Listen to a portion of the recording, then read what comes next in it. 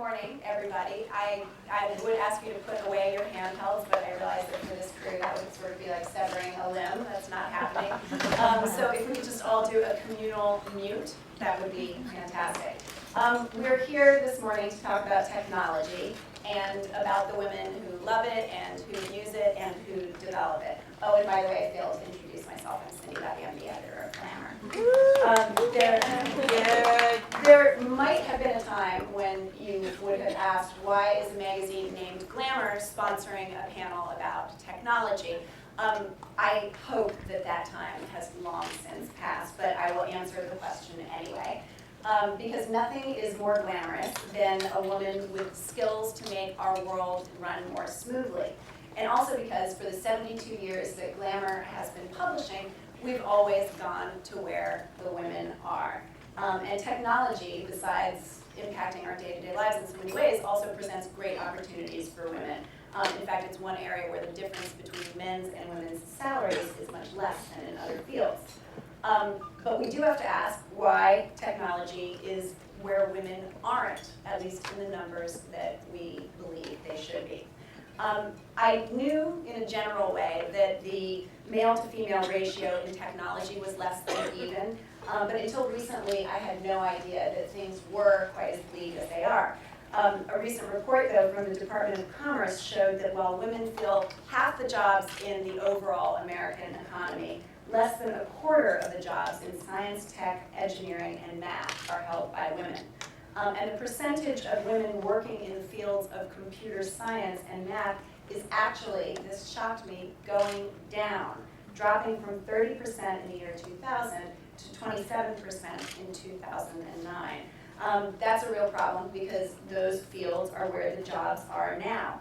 Women deserve those opportunities, obviously, and more to the point, our country can't possibly excel on the crucial technology frontier without half its citizens even in the game. In a recent column for the Washington Post, the writer Anna Holmes called the lack of women in technology a, quote, national crisis with the potential to undermine the strength of our economy. She also quoted one of the top researchers on the subject, Nancy Ramsey, who said she felt the situation should be taken as seriously as the space race of the 1950s and 1960s. I love that analogy.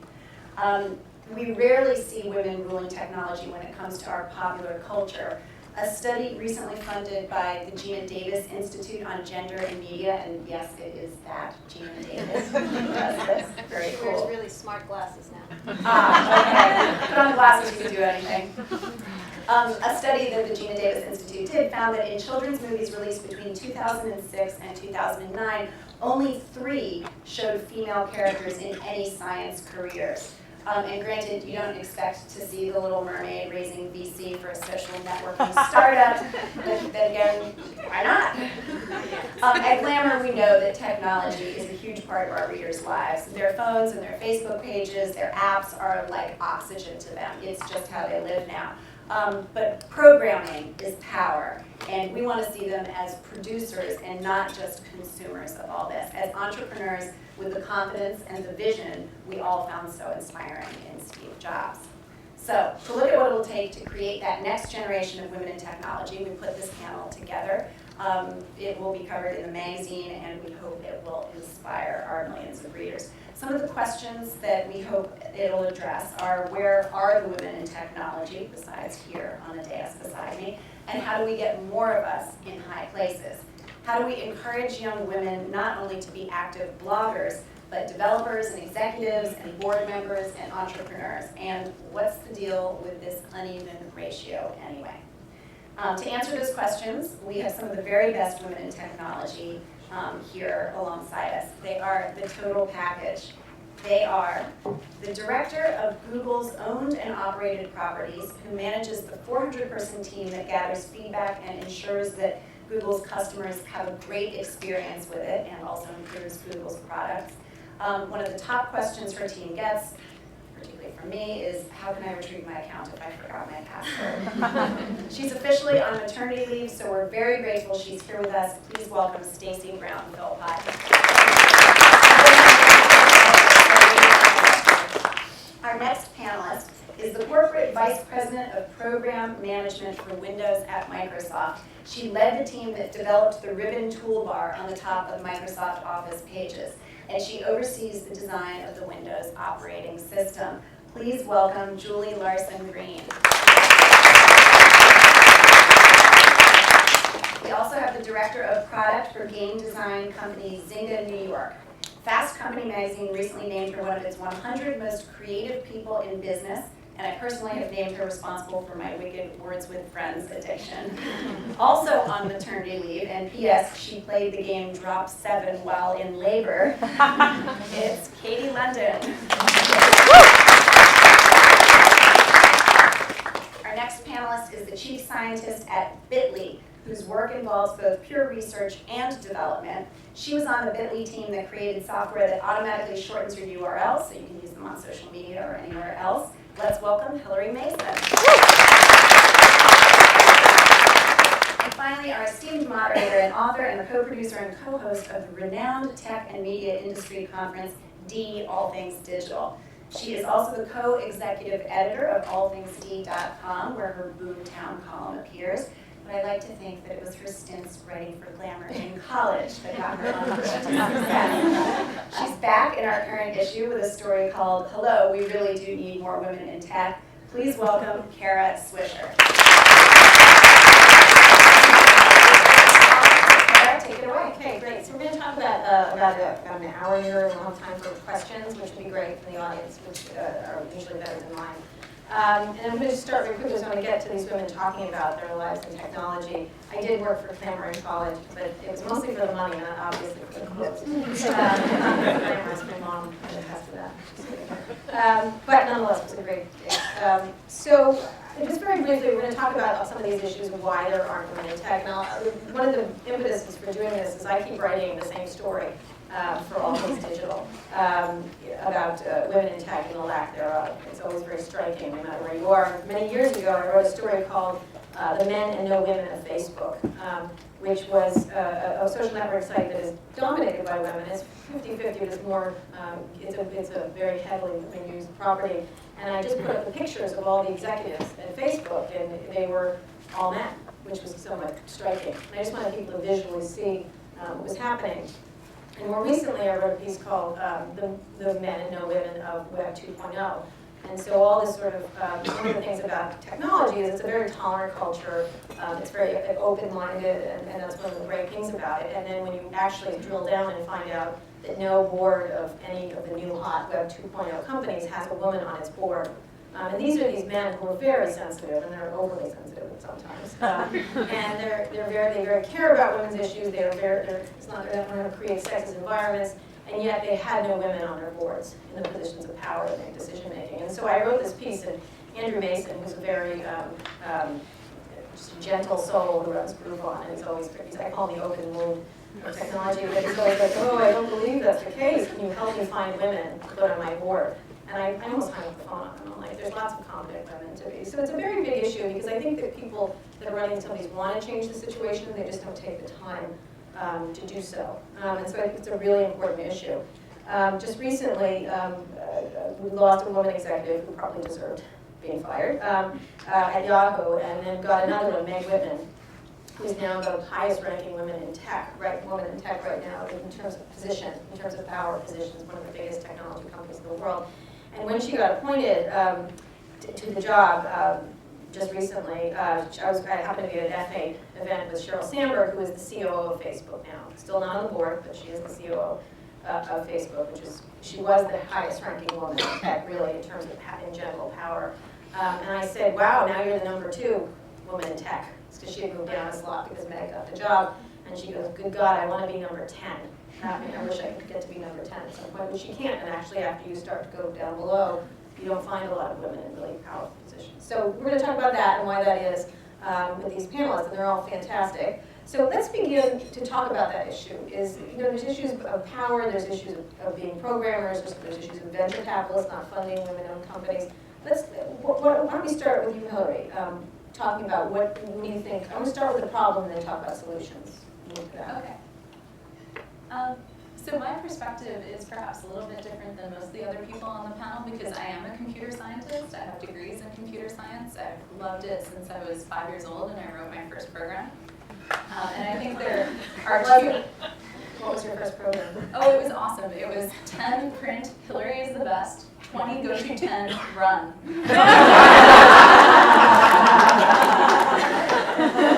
And it was on an Apple IIe that I was very fortunate to go to a school that had computers and really had very little supervision. So it was our kindergarten and first grade. And that's really how I started to learn how to program. But I do think it's important not to conflate the problems of women in the technology industry and business and women studying science and engineering and computer science. And I think sometimes these things even collide, and sometimes what's good for one is not good for the other. And so most of my efforts in this area have been in the latter problem, that is trying to get more young women to pursue computer science and engineering as a career, as a major, and if not as a major, as a piece of what they take to whatever it is they do. So I used to be a computer science professor. I taught a class that was computer science for non-majors and tried to make it really approachable and really something where it was very clear that computer science is fun, it is creative, it is a team effort. I don't know how many people in the room work on a software team, but I can tell you it's a team effort. It's not something you do by yourself in a room, in a garage. And really try and bring people into it that way. That said, the way we teach computer science and engineering canonically across the curriculum is completely broken. And it's broken for everyone. It's not just women. It's not, there are many different ways it's broken. It's designed to be competitive. It's designed to weed people out. It is boring. Like, I can't tell you how exciting it is to write loops that calculate factorial 3 different ways. Like, nobody cares about that. So I think, and this is the area I feel better able to speak about, it's really important that we address the way we teach the discipline at a very young age, preferably before college. I really think that it would be wonderful if most girls had the chance to write a program when they were 5 years old. Like, you're great. Which is a good message, actually. Julie, you talked about that last night when we were having dinner. I think you lose women really early on. I agree with Hillary that by 4th grade, I think girls are getting steered away from math, and that we need to start with early education and get girls interested in sciences and math. We're seeing, we have lots of amazing women at Microsoft that are coming up through the ranks, but you're right that the numbers are declining.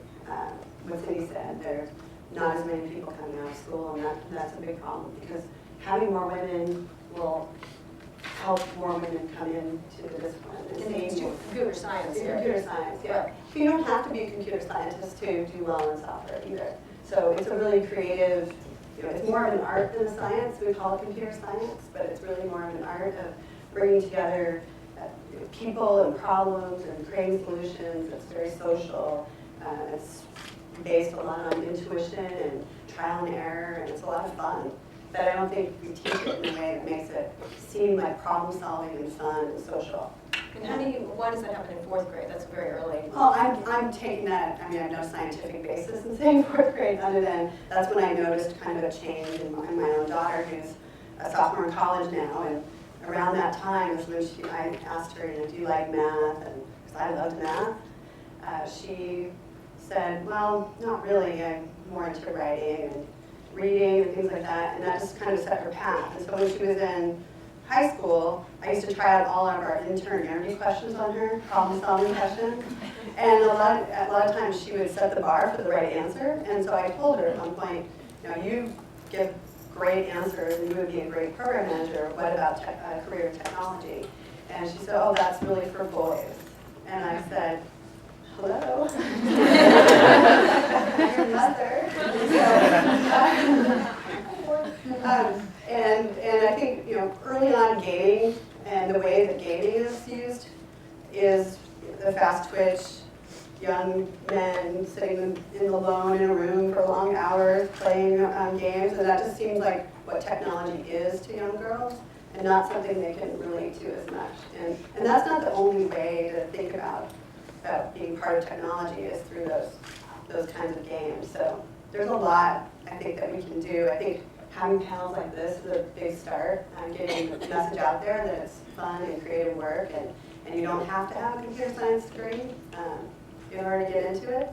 And but I see it changing. I see the women in Microsoft coming up through the ranks, just being confident, prepared, able to go toe-to-toe, and it's really fun to see. That's definitely a change. The gaming aspect. Katie works for Zynga, which is the sort of the hottest gaming company online now. Very much used by women, but a lot of the very Cool games. They're cool games for women. So how do you look at it? Because you're making products for lots of different people. Well, I mean, I think it'd be helpful to kind of separate some things from your initial question, which is there's one thing which is women in technology, and there's another which is women in power in technology.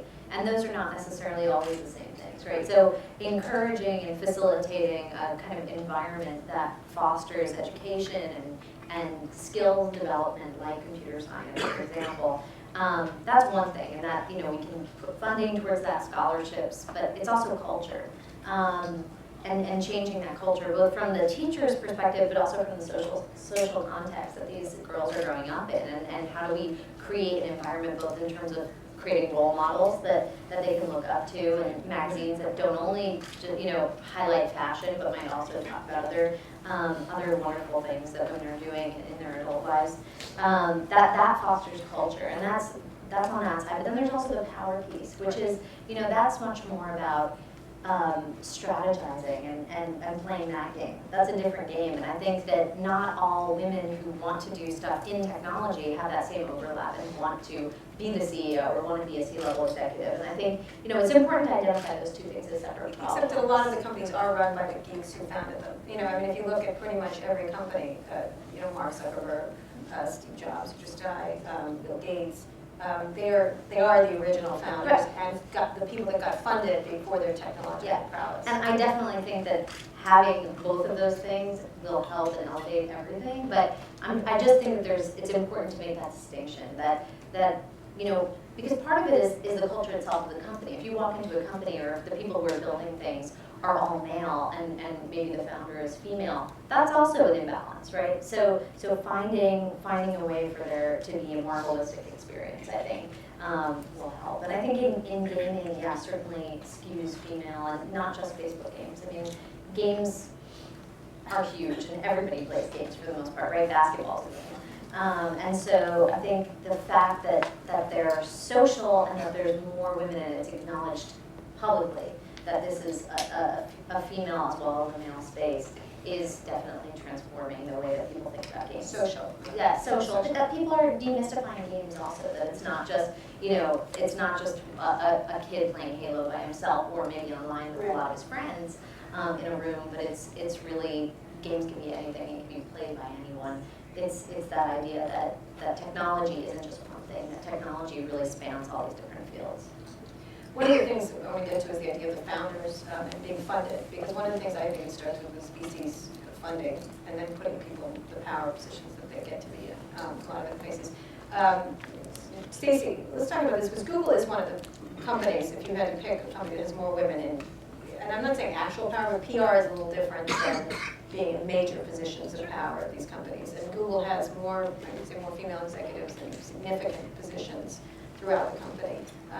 How do you look at being able to, and they take a lot of pains to do that. They spend a lot of time, the two founders that spend a lot of time doing that. How do you look at the issue when you're in a big company like Google where there are women in key pole positions? Well, one of the things that is challenging for us is to keep women progressing up the ranks. So we have a lot of women in key positions, and what that does is it creates role models and it creates mentors. I used to work on Wall Street, and there weren't any women up there, and there weren't a lot of role models, there weren't a lot of mentors. So when I got to technology and I ended up at Google, you get to see the women up there, and that definitely is something that promotes and encourages younger women to stay in it. And when we saw that happening, we made it an important initiative for Google to think about women and making sure that they have opportunities to be exposed and not just doing their job, but also being moms and being wives and being parents and everything, because then you can see that I can fit my life into this and I can actually do it. And that's something that the founders, as young as they may be, and they were single for most of the time that Google has actually been around, sort of started to think about women in a different way. And that made people come into the company, and it forced me as a woman, as I progressed up, to sort of look back as well. And so to your point, Julie, earlier about 4th grade, it is 4th grade, because I mentor young girls between 4th and 6th grade, and there is that point where they're not as comfortable taking risks, and thinking about math and doing things that are harder requires an element of risk-taking that the light goes on and the light goes off. And when you're at that age group, kind of having that light turn on is actually important, and then keeping it on is important.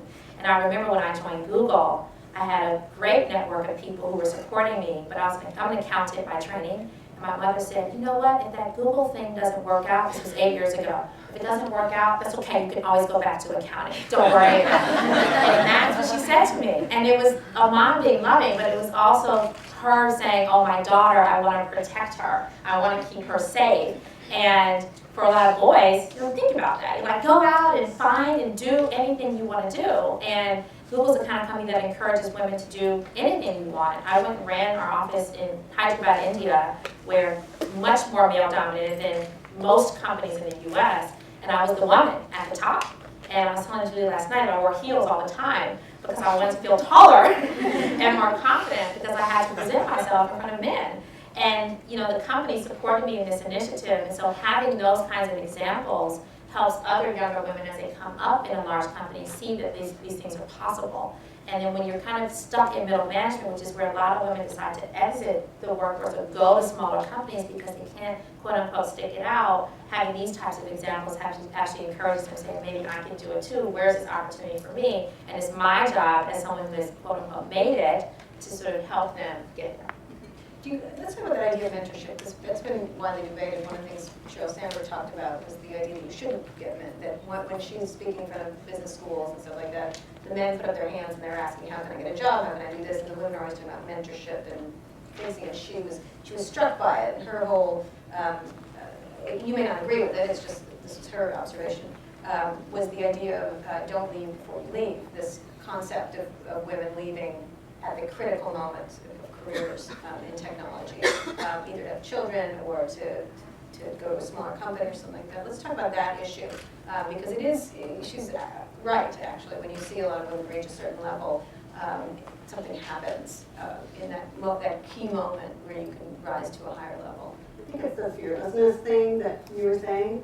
We all talked, and that's the one thing we definitely always have in common is we will try anything. We aren't afraid of failing. And I think there's why women want mentors is because they want someone to help catch them in case that they falter. They have someone to fall back on that could help them through problems and things like that. But I don't think, I have tons of mentors, none of them official, just me observing how they work and the style that I like or things I want to do. And I think that's important to growth, is to see how other people lead and what other people do. But it's not necessary to have a formal mentor relationship. You have to it has to come from within, that you believe in your ability to figure it out and make it work. I agree, and I actually think there's this difference between something called a mentor, or what traditionally is mentors, and a champion. So a mentor is someone who kind of holds your hand and maybe catch you if you fall. The champion is a person up there at the top that's saying, hey, that person's awesome. We need to get this person doing this or this. And that's where I think sometimes women don't have that person up there looking out for them, and they may decide, I don't feel as confident. And so to Sheryl, I know I've talked to Sheryl and I've talked to her about this particular topic many times, and I don't think you necessarily need a mentor, but you absolutely do. In a 25,000 person company, you do need somebody who's going to be a champion for you. They may or may not give you feedback on your performance last week or last year, but they are knowledgeable about what you're doing and what you're capable of. So when they see opportunities that are coming along, they can identify you as someone who's a good candidate. Yeah, that's critical. So Hillary, you're in a smaller company. How is that different from being in a larger company? You can affect more change in the position you're in. It's true, and we're certainly not at the point where we have official programs for recruiting or supporting women. We haven't needed it. In fact, I think I'm very lucky to be in a small company where the culture is very welcoming, supportive. It's a strong team. People respect each other based on their skill in the work they're doing, and we're also so small that we are still on the same team. There's no competition within the company for these kinds of things. But I think this point of the difference between mentorship and championship is really important because you definitely can't succeed, and your small company can't succeed without having champions. So it's not just within your organization.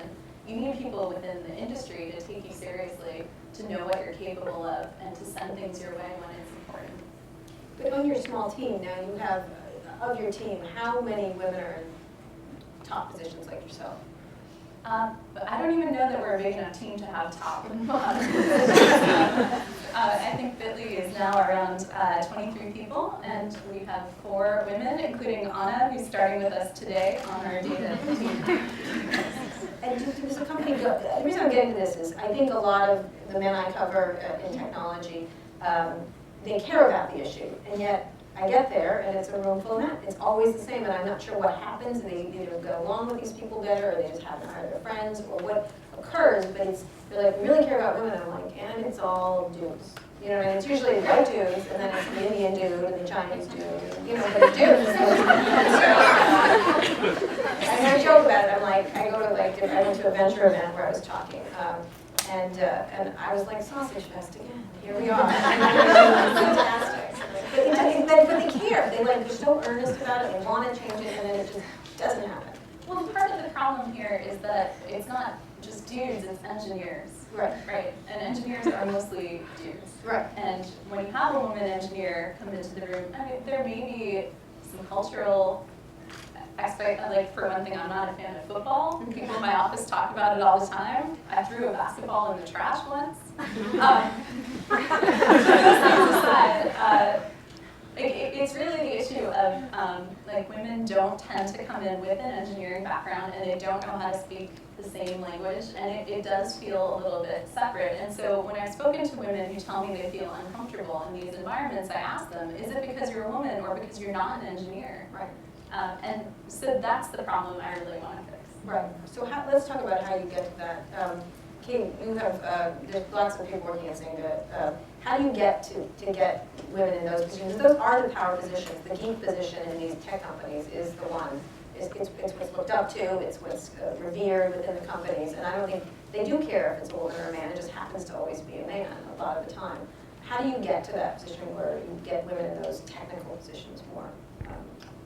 I mean, it's interesting. I'm not one of the women on the panel who has a computer science background. Well, I don't either. So okay, so I'm not the only one. But I mean, one of the things, my route towards that position has been through creativity and design, and that's another field that you can kind of enter the technology space through and provide incredible innovation and new ideas and new perspectives, and then sort of rise through the ranks that way. And I think one of the things that, along with mentorship and champions inside and outside your organization, it's also about self-advocacy, which I think comes back to that culture piece, right? About like, are we raising girls to be advocates for themselves, to advance their careers, to sort of, Sheryl Sandberg talks about raising your hand, but, pushing yourself forward and volunteering or asserting yourself for different roles and responsibilities. And I think that's equally as important as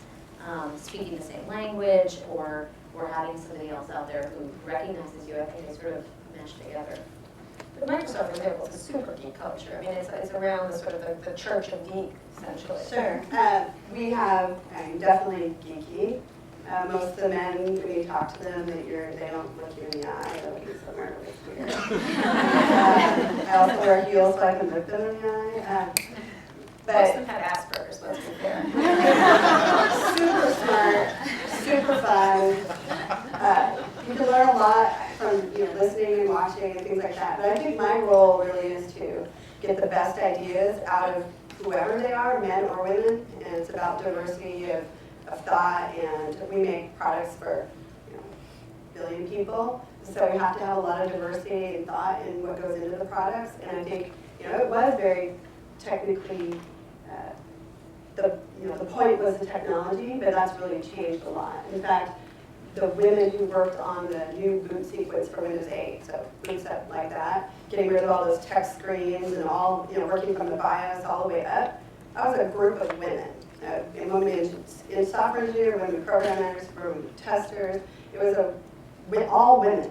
And it was their first experience working on something super low level, from the metal to the UI, of all women as well. I mean, it is starting to change, and I think it's about connecting the technology with what humans want to be able to accomplish, and the scenarios that come from that, and that's why women are starting to, come into more Because powerful these phones positions. and these social networks are much more having to do with less about power computing. Right, and than even using the internet and figuring out the buying power of women and all those things is making people saying more what they want to get out of technology and being more confident in leading others.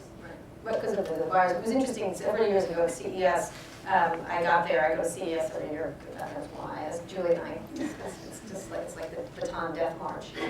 I was there and the people at CES, they were going to do lots more for women this year, Kara. Of course they targeted me, I'm like, I'm sorry, why are you calling me, but whatever. And they had a display, and it was for women in technology, and what they did is they colored all the items pink. And that was their thing. That was women in tech. It was shocking. It was really shocking. And they had a big display in the middle of the front area of CES, right there in that main hall in Las Vegas. And they had all this pink stuff, like little phones that were pink and whatever, everything. And they brought me there, and I went, "You have got to fucking be kidding." And they were like, "Yeah, what's wrong?" And I'm like, I can't even begin to start." It was really amazing. It was fascinating. Really, but yeah, you're right. A lot of the stuff that's going on has different elements that are not, the power of computing is not as important. Well, I think it's about getting them used to being around women as well. So some of the things that we've done is change our mentor program. So it's not just women mentoring women, but it's more senior men Right, that's what mentoring with women, so they get more used to being around their style, more used to how they problem solve, because they might start with the least important reason for changing something first instead of the most important reason. So they just get used to that familiarity breeds comfort and will be more comfortable. Because I think in technology, up until recently, people have promoted in their own image. And What do you mean by that? so they're most comfortable there. It's an important thing where you need someone that's going to work on that. I'm most comfortable with this person who looks like me, who acts like me, talks like me. And I think as you try to impact more people in the world, that diversity becomes more and more important, and people are more willing to try out different ways of doing things and different thought patterns than just being comfortable with. They're introverted, they want to feel comfort. Right. We changed the way we think about hiring for that exact reason, because you sort of look at what you study, what your degree is in, and you sort of look for that person and say, okay, that person probably is like me. And we started to look for passion for technology. So I think you got to be a little bit geeky, and I don't really figure out I'm geeky until I talk to my friends who are in tech. So my friend is here today, who's a doctor, and I'll talk to her about something so low tech, and she'll be like, "What are you talking about?" So you got to be a little bit geeky. I tried to explain Bitly to her, and I was like, "It's just a tiny URL." And she's like, "What?" But we started hiring for a passion for technology. So you'll find that people who choose to choose careers in art or design or communications still love to use their mobile devices, download applications, figure out how to use them, and they have a passion and interest in technology that they didn't think made them capable as a candidate to work for Google. And they come in and you start to ask them questions about what they like about technology, what products they like to use, what products they like to see, what would they like to change about a Google product. And all of a sudden, the conversation fundamentally changes. They have like 5 good ideas for a product manager on how to improve Gmail. And you never thought that that would be a good way of thinking about how to evaluate somebody who can work in technology. So one of the things I think is important when you're trying you get more women and how you get them to progress is take your interest in the things that you do that are around you. And many of us are somewhat tech savvy, and turn that into a passion for something.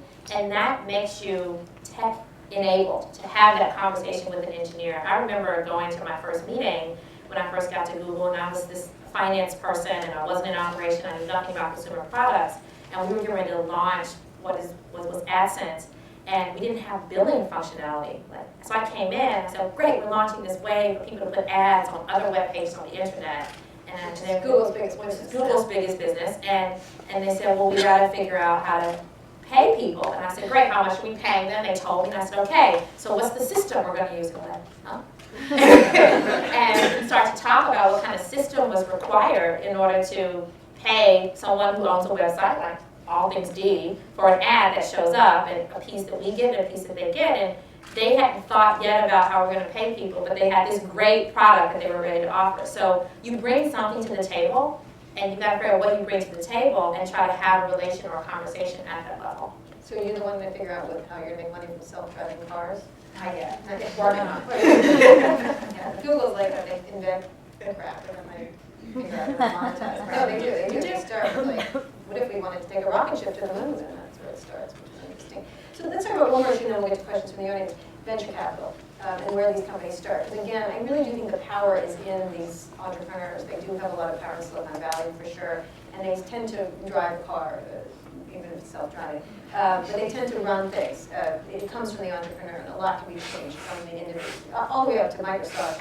Bill Gates sort of the ultimate entrepreneur who sort of took the world by storm. So how do you get in that level? How are your experiences if you have any with venture capitalists and in terms of funding and being, because again, it is another old point that where Fred Wilson, who's a very well-known venture capitalist, gave an interview which was somewhat controversial, where he says, I'd like to hire women, but I can't find any who I think are qualified. I think that's what he said essentially. Hillary, why don't you talk about that? Sure, I've been on both sides of this, actually, trying to raise money and failing, and also, helping to advise on decisions where VCs sought my input to help them evaluate a company that was in my area of expertise and not in theirs. And I do think that the venture capital funding model in startups is a flawed model because there's a lot of groupthink, and it tends to converge on one idea of what the best opportunities are. And this may leave out people who have ideas that are not within that particular convergence to the median of startups they want to start right now, which, again, leads to people who come from diverse backgrounds not being able to get funding as easily. I think it's a huge problem in the industry. There are other sources of funding people can look at, but basically, and when you're really being practical about it, you want to find a few people, find your champions in the industry who take you seriously, who will go to their friends and say, this person is someone doing something interesting, listen to her. And then you just want to ignore everyone who doesn't take you seriously. And this is the same thing with getting a job. You only need one person who believes in you. You don't need everybody to think you're great.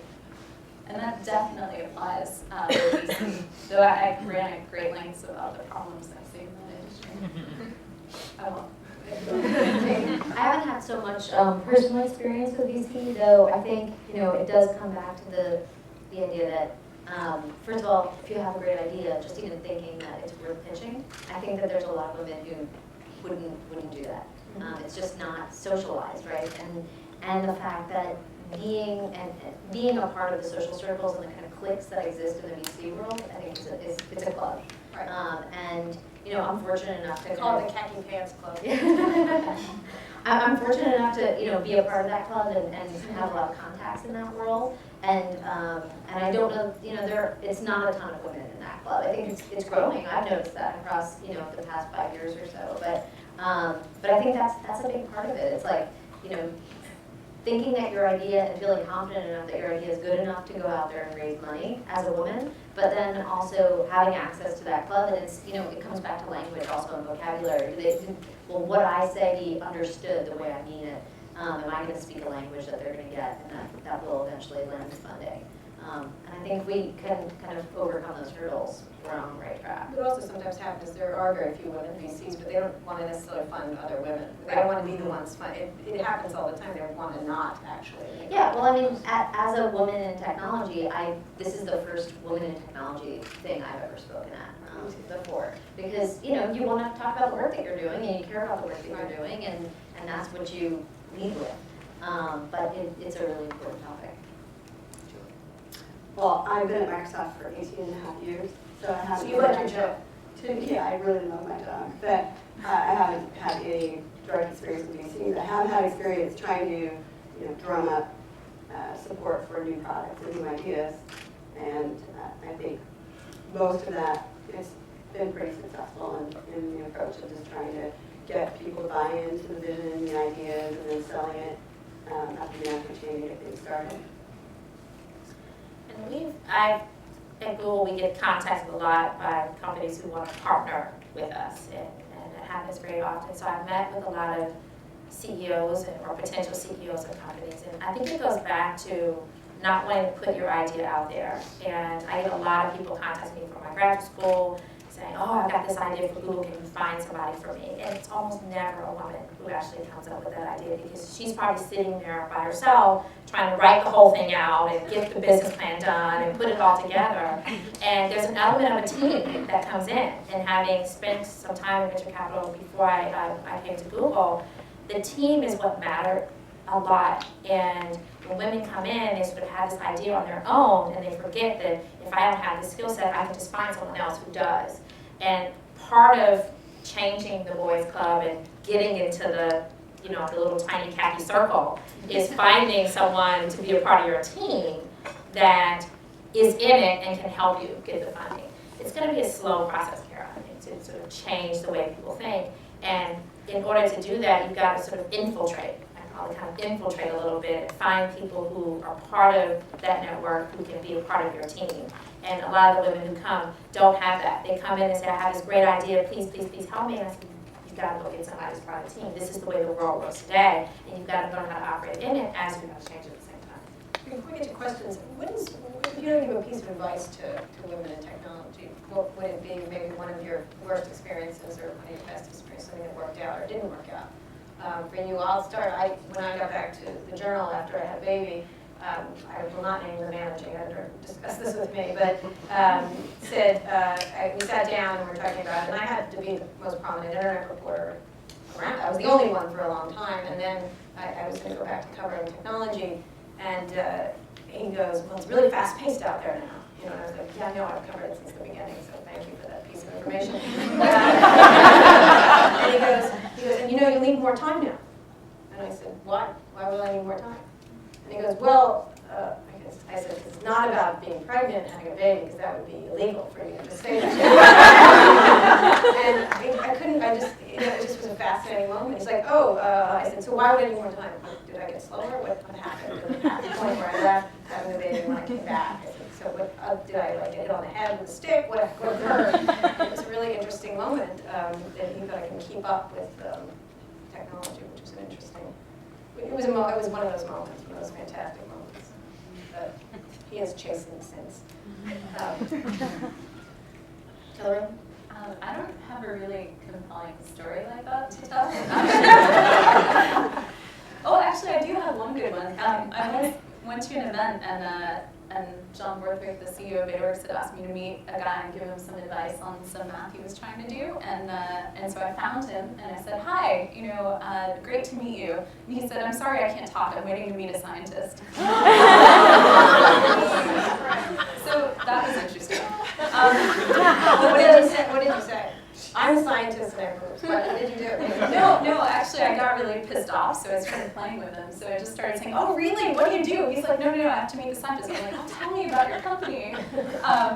He's like, well, whatever. Eventually, a colleague came over and was like, oh, have you met Hillary? She's the scientist at Bitly. And then he sort of turned red and ran away from us. Any advice, and that's okay. Not interested anymore. But that's a pretty rare occurrence. The advice I would give is actually something I learned from studying science and math, which is that science is really about failing all the time.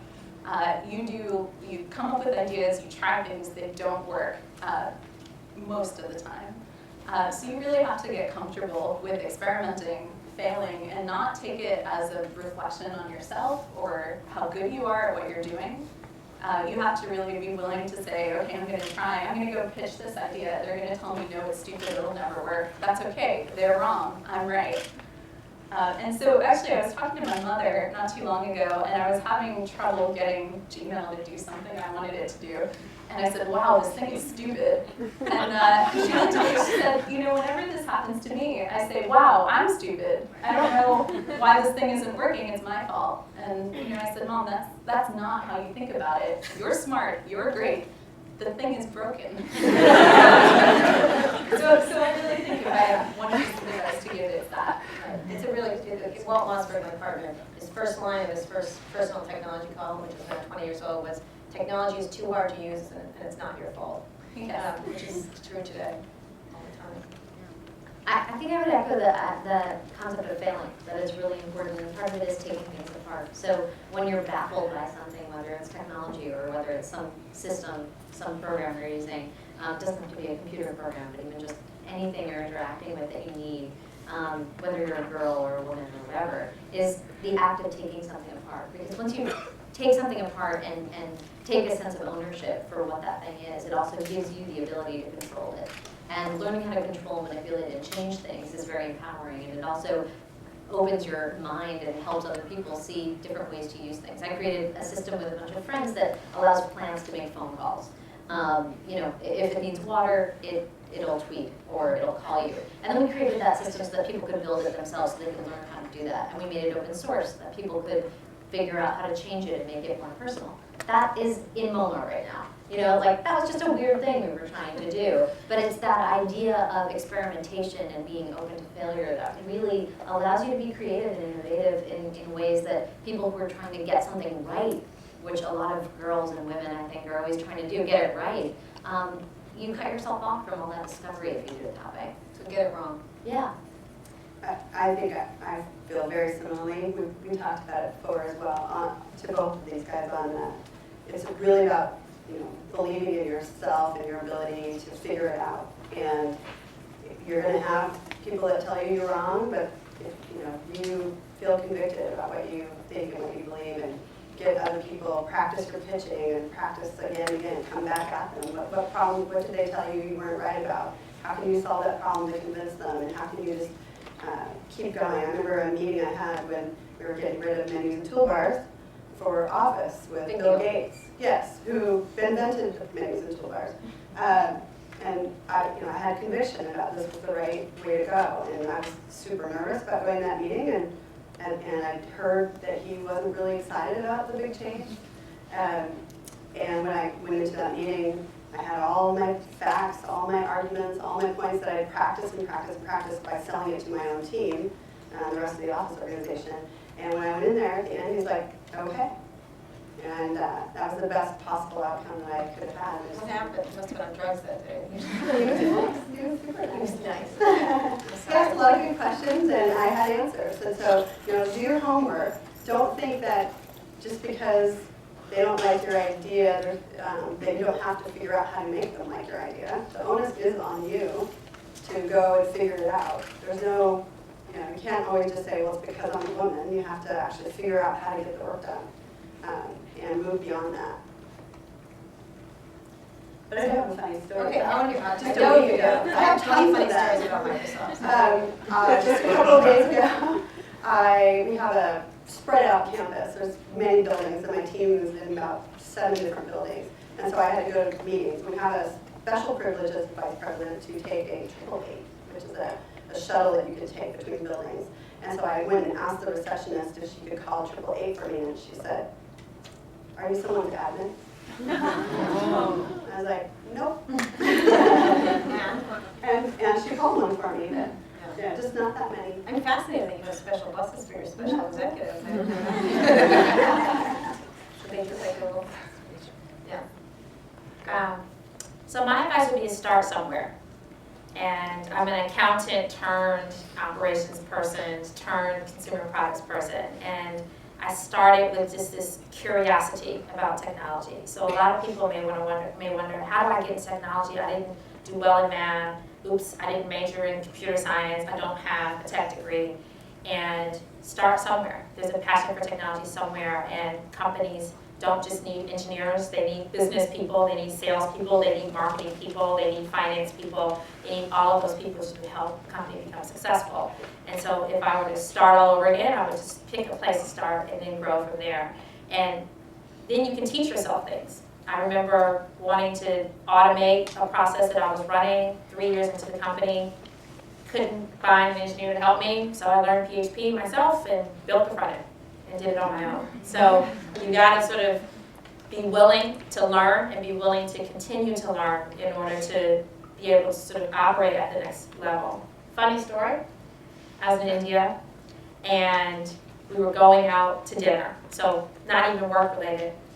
And I was I was the head of the group, so I made the reservation in my name, and we got there, and I said reservation for Google, and there were 5 other guys with me.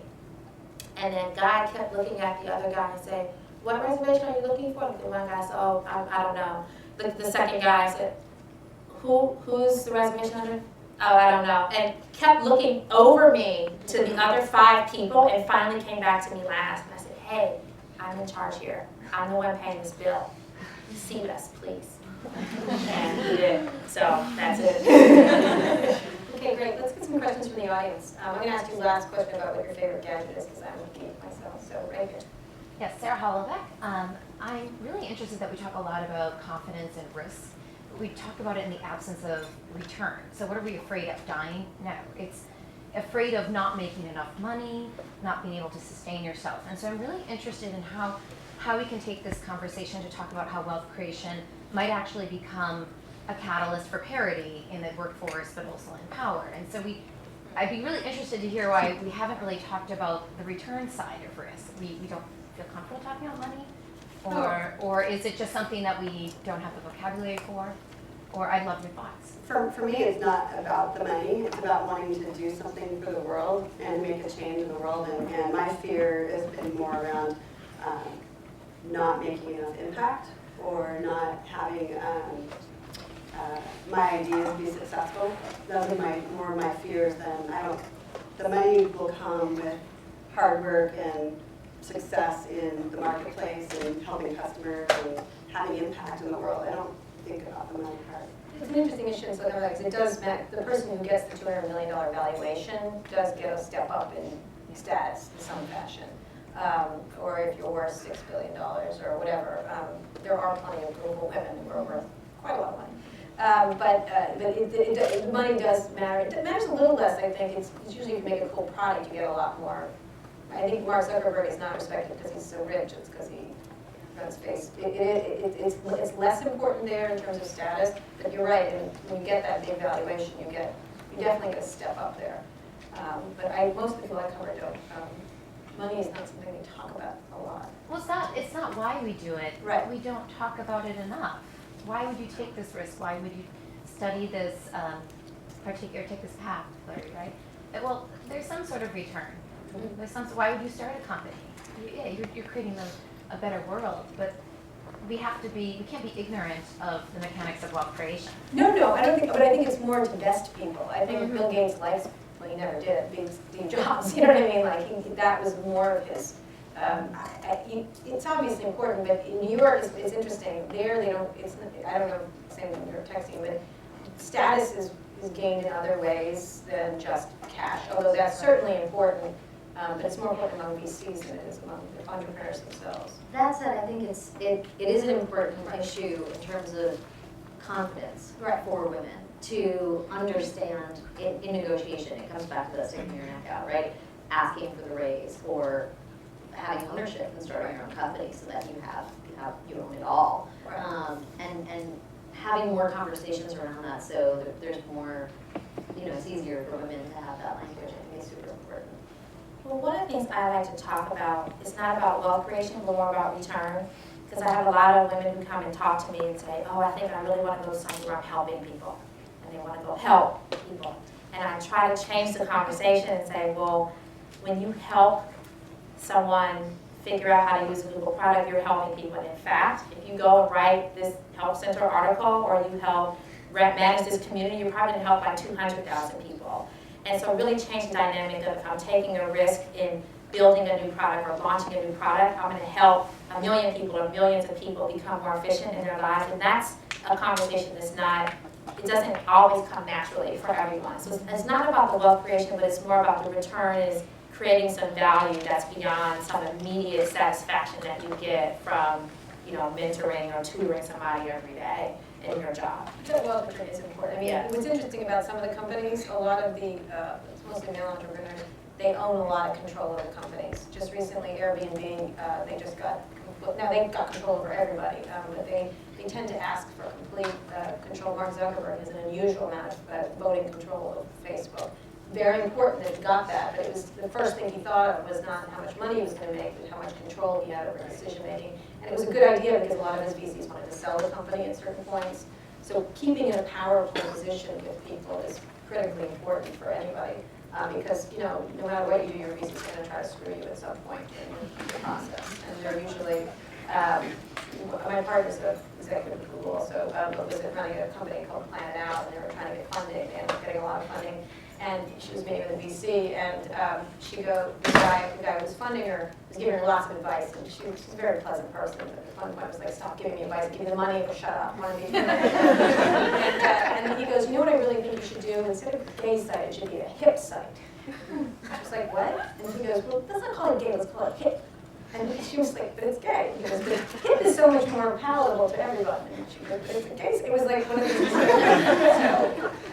VCs are crazy. Hi, I'm a senior at our Huffington Post, and I was really. How's Ayana? She's doing great. She's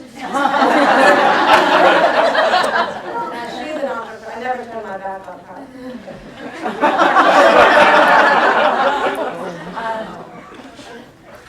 I was struck by what you said, Julie, because Ariana talks a lot about the concept of redefining women in powerful positions and having a tribe of sorts, and a community of support, etc.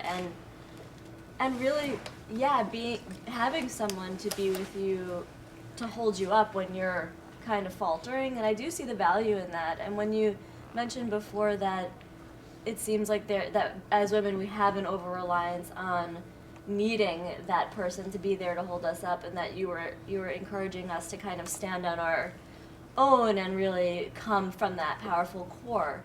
I just wonder how you think about those two, and if there is a need to redefine the way women support each other in that way. Well, I have had lots of mentors, and I try to look at everyone I meet as what do I like about how this person operates and what can I learn from them, and try to look at people as mentors and official mentors as well. And I do think, when you're starting out, you're trying to learn the ropes, and you want a safe environment to be able to ask questions that you can't really feel comfortable asking to your boss or to peers because of competition or fear about what they would think of you from that. That mentorship is super important. But at some point, before you're ready, you become a mentor for other people before you think you're really ready for being a mentor. I get asked to be a mentor a lot, and I don't feel like I should be a role model or a mentor. I'm trying to figure it out too. And I think at some point women need to kind of take what they've learned and internalize it and put it out there instead of needing the constant reassurance that no, it's okay, you're going to be okay, this is what you should do. You need to learn. If you're going to move up in the ranks, it gets lonelier as you go to the top, and you have to rely on yourself more. And yeah, I think that maybe the way I was thinking about it was more having a community outside of work even, of women who are your champions and whatnot, and your tribe, essentially.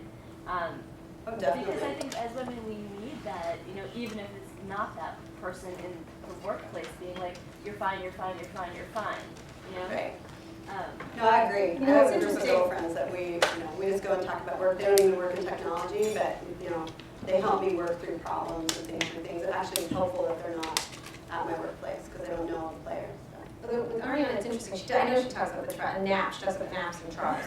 But actually, the reason Ariana's been successful is because Ariana thinks about Ariana and does what she wants to do. And she gets a lot of flack for it. People, much more so than men. Ariana's only in it for herself. I hear that a lot. I'm like, yeah, that's right. She's in it for herself. You know what I mean? She does what she wants to do. She makes the choices she wants to make, and she's very definitive in that way. And she's willing to go against a lot of people.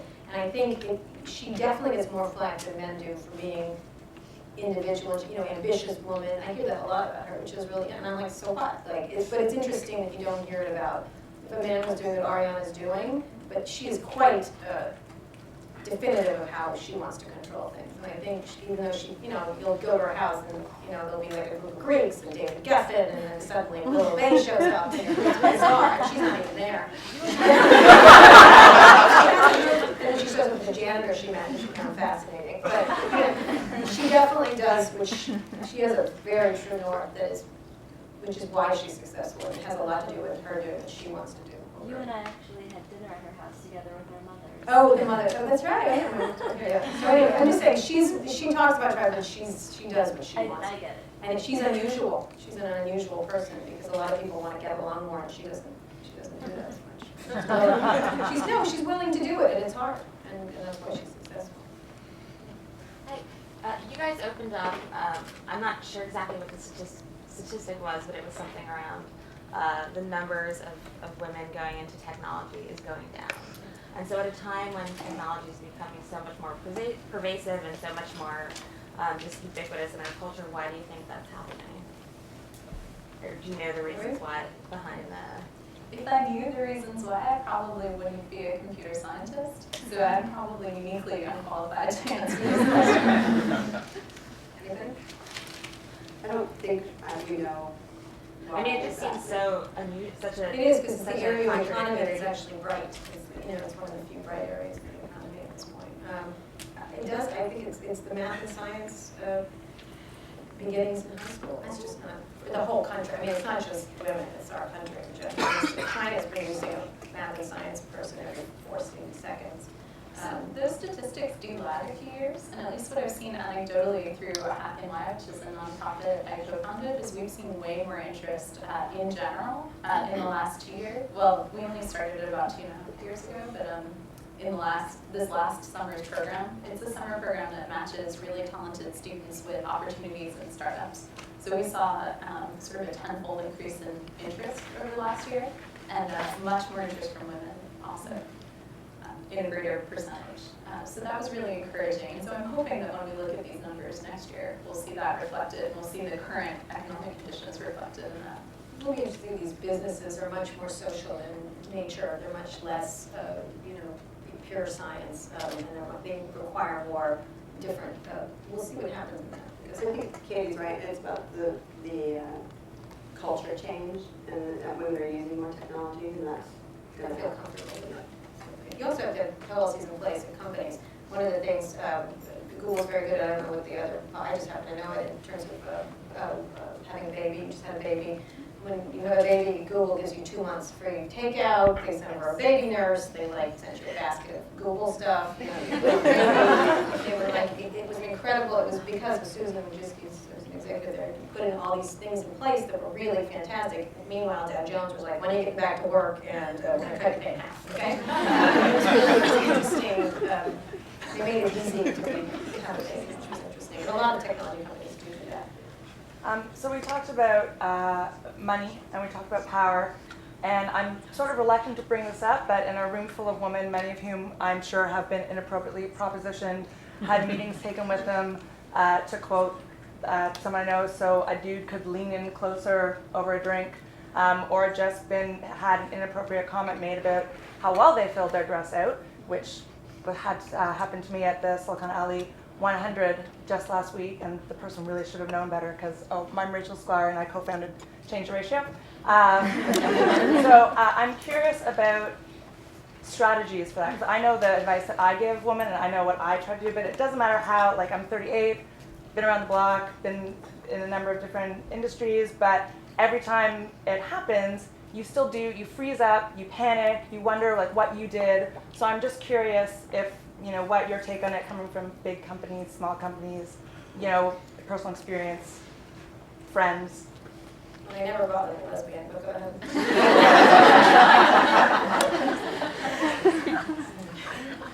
That's a tough one. I mean, I think, there's different ways, right? You can take yourself out of the situation. You can also call people out. Yeah. Part of it is like, they're making you uncomfortable. Make them uncomfortable. What are you doing? What do you think you're doing? Just be as straight up, clear, and hold a mirror up to what's up, douchebag? Seriously, what do you think you're doing? Are we not having a meeting here? Is this not a business interaction? I actually think a guy would do that. A guy would call another guy out, a guy would call a woman out if it was uncomfortable. And I think, sometimes women are our culture has created an environment where women try not to hurt people's feelings, where women want to be, told that they're liked and that they're good, and sometimes we need to break a few eggs, Well, I think we all, and part of what you're hearing from the panel is to, ask for what you want and ask for what you don't want. And in that same situation, it's like, that's inappropriate, I'm not open to that, you need to move on. Or just, leave, take yourself out of the situation. Or if you know a particularly troubling situation because you've been in it with that person before, take someone with you that will help diffuse the situation and make it more. Have you all had situations like that happen to you? Yeah, depending on the circumstance, I'll give the joke back. So if it's a repeat, that's definitely something I would call out. But if it's just a one time, so it depends on circumstances, but I'll just give the joke back. If they say something, I'll say, oh, is there a reason why you leaning forward towards me? And I'll just kind of diffuse it a little bit. And if that doesn't work, then I'll directly address the issue and then move on. I was in a meeting one time where they were just joking about women, and I was the only woman in the room.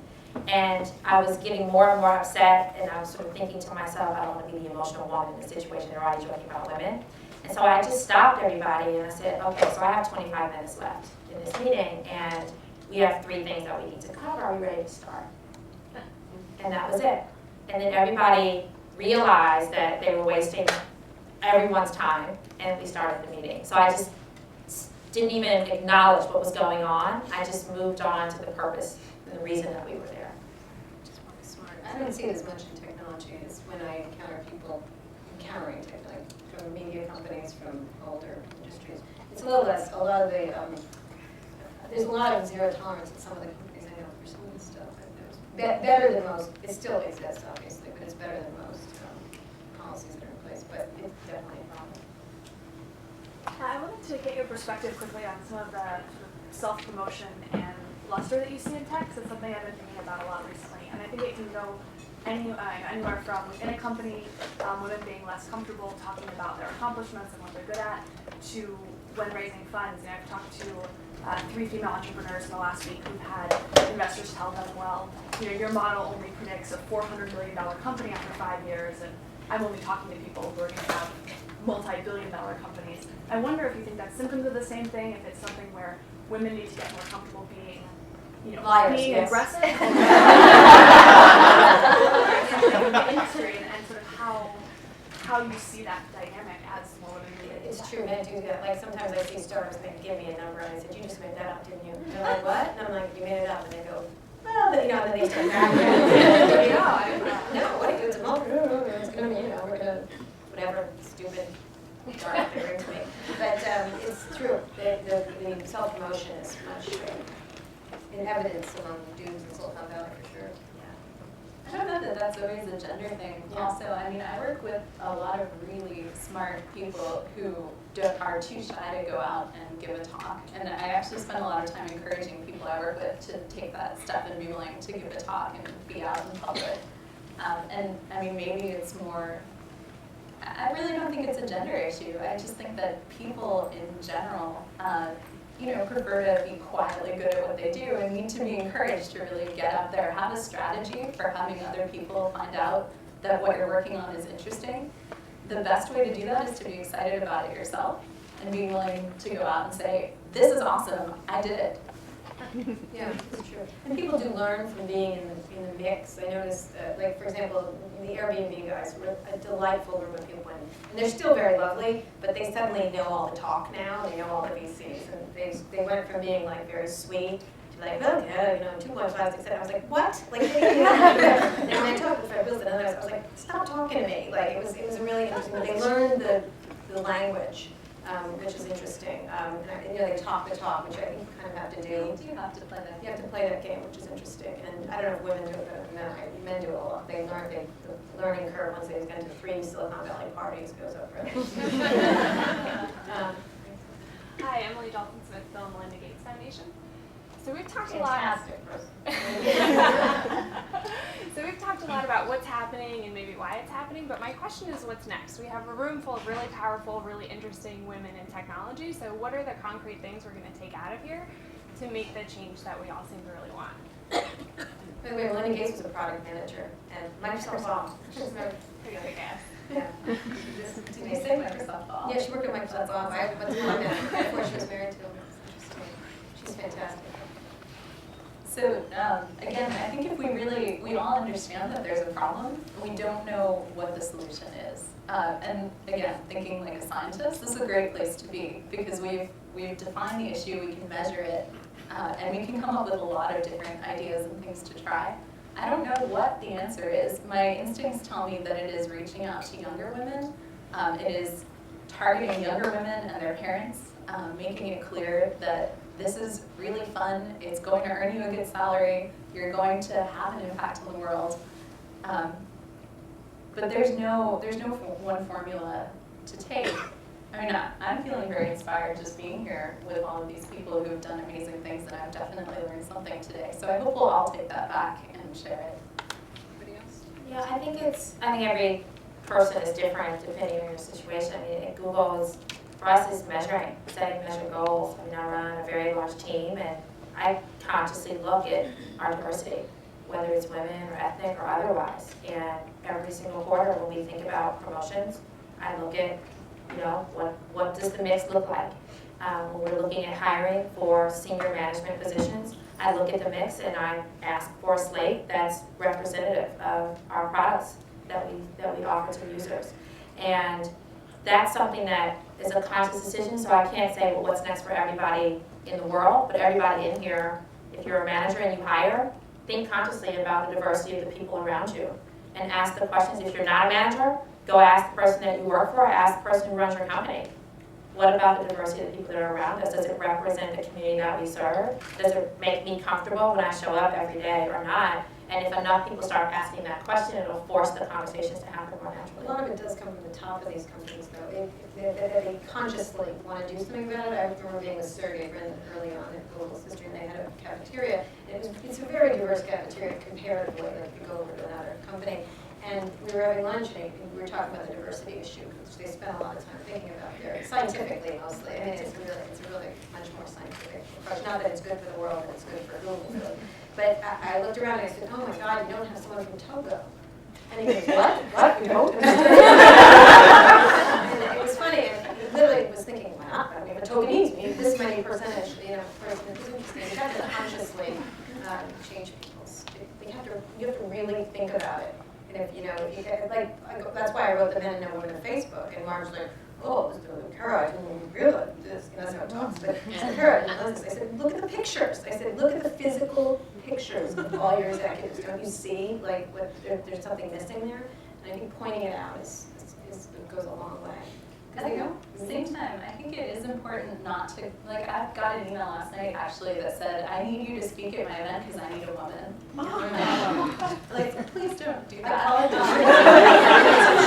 the same time, I mean, one of the things that was talking to Sheryl was on the board of Disney, and she said, I hate having to be the one that goes into the Disney board meeting and said, princesses are fine, but get one with a job. Like, but nobody else will bring it up. So she has to be the one saying, I want a princess with a job. Like that. And so she doesn't like having to do that, but if you're the one that, if no one else is saying it, you've got to say it. And we also have to do something about the Kardashians.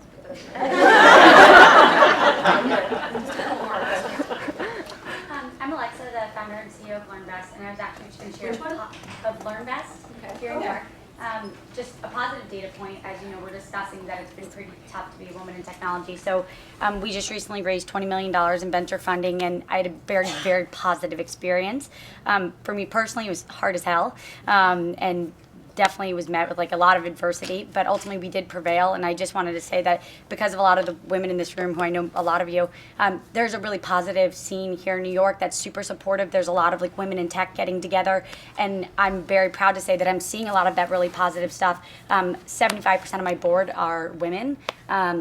And basically, I think it's about 80% of our senior VP team are women as well. So it's not easy, but I think we are really making a lot of progress here in New York City and hopefully also in the United States. And I'd like to sort of highlight that for those of you who are trying to start stuff, it is happening, so. You also should do women-only events. There's several in Silicon Valley now, and they're very powerful. And Sheryl has these events where only women can come to them, and she usually has Oprah there, and like she has like amazing people, and all the men are like, oh, you got to go meet Oprah and do that.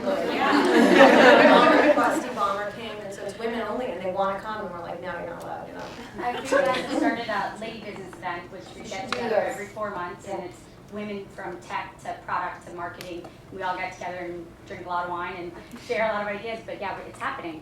You should. I think people don't want to do those, but they should. There's tons in New York. I mean, yeah, tons, and they're great. One thing that I've noticed, I'm Aubrey Savala, I've been in marketing, coming actually from a genetics and science background, evolved into marketing.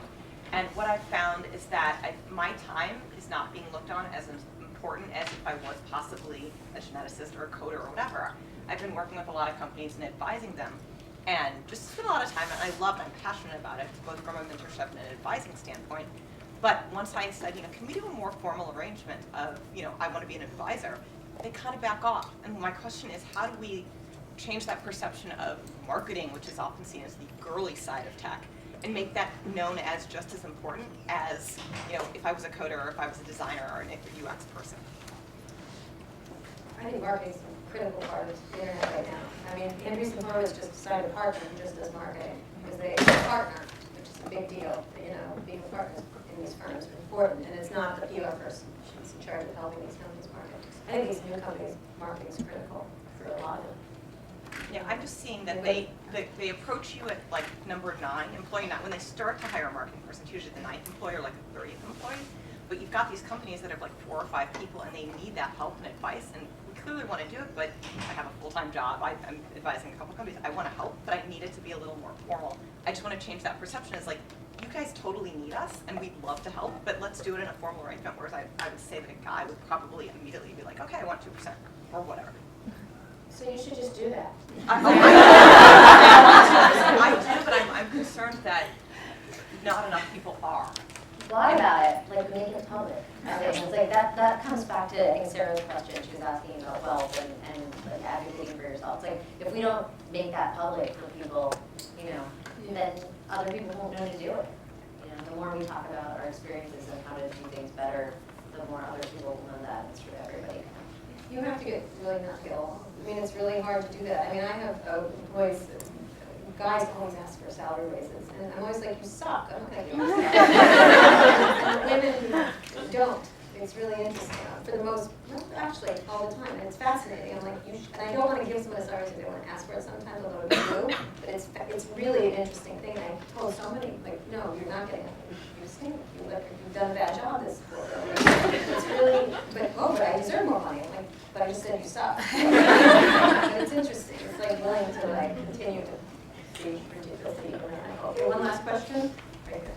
I was struck by what each of you said, but particularly about the fact of when you were in the 4th grade aspect, because there's a lot of universality to what you've been talking about in terms of what women face in business, not exclusively in tech business. And the idea that we have to work with not only the parents, but also the teaching profession, which this country undervalues tremendously, of how to work with young girls and boys, and that real element of what they need to understand growing up. Yes, tech is fun, it's creative, it opens your mind, there are lots of opportunities in it. But that's true about a lot of different sectors of business in today's world that tech is interacting with. But it's more about what we need to do with the children to learn that there is this opportunity and that they don't have to act the way our parents acted and imprinted on us, so that when you're in that meeting, you can ask for a raise because you value your work, you have that self-confidence. And so we have to also look at that aspect, not just as where we are today, but where we are when we begin in this system. And we're all, we have nieces, nephews, you're parents, you're having children, and we have to take some ownership and responsibility. Not that everybody else needs to do it, we need to do it ourselves with the people we work with and the people that we're Well, raising two of and our our parents friends. just had 2 girls, right? Yeah. 2 girls. I have 2 boys. We think they're fantastic. I don't know why they think they're so fantastic. But Kara, do they have a different respect for women today? No, they have to. They don't have to. I have to But say, that's right. they're unnecessarily confident for their qualities. It's interesting. They're like, they think they're fantastic. It just starts like right there, and I'm sort of like, wow, it's kind of confident of you to think that you're just a dork. But it's interesting. We have to push. Yeah, we have to push them a lot about women's issues. We drag them to like suffragette city up in Ithaca and stuff like that. So we make it, and we try to make them show it's unfair that there's not as much women here and stuff like that. But you have to consciously. But that's what it is, it's raising consciousness. But we live in Castro, San Francisco, so they just have to. And there's still dudes who love Katy Perry or parts of Katy Perry. I think coming back, like tying what you were saying to the question from Bill and Melinda Gates Foundation, I think it's also about funding, right? It's about the culture, but it's about funding and providing the actual support for that work to happen. Because one of the things with teachers being undervalued, both monetarily and also culturally, is they're totally worn out. They're all burned out. A few years ago, I participated in an NSF project where we were teaching New York City public math and science teachers physical computing so that they could augment their curriculum and bring that in and how to be more interactive and participatory in their classes. And they were being compensated in a little way for coming to these classes to learn in addition to getting these skills. And they were burnt out, and it was really, really frustrating as teachers, trying to do that. But I think part of it is funding and providing the support and valuing that for them as in their careers, and also what that's going to yield for our future generations. I'm going to ask some gadgets really quickly. 2 seconds. Favorite gadget right now? 2 words, please. I'd say it's my Kindle. You getting a new one? I haven't ordered it yet, but yes. Kindle Fire. Just my Android phone. My Windows 8 premium device. But you made it. You can't do something made. All right, okay. It's my Android phone, particularly the Baby ESP app, because I'm all about baby now with my newborn, and I have to track everything, so there you go. I like a site that I was talking about last night called Pinterest, which is a fantastic site. Of course, it's found by 3 dudes, and it's very woman-oriented, which is interesting. But it's a site where you pin interests. It's a visual bulletin board system. It's really interesting, and a really interesting trend and stuff. And it's not complicated. It's not. It's very easy. Easy thing. So it's kind of cool. And I'm looking forward to the iPhone 4S. We'll be having a review very soon. What? Pinterest. Pin interest. You pin your interest. Pinterest. I know. What is it? Pinterest. Well, I just want to thank our panelists and also our moderator. Can I have a hand?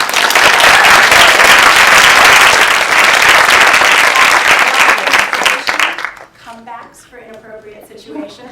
Possibly the first time, what's up, douchebags? But that will now occupy a niche in my brain.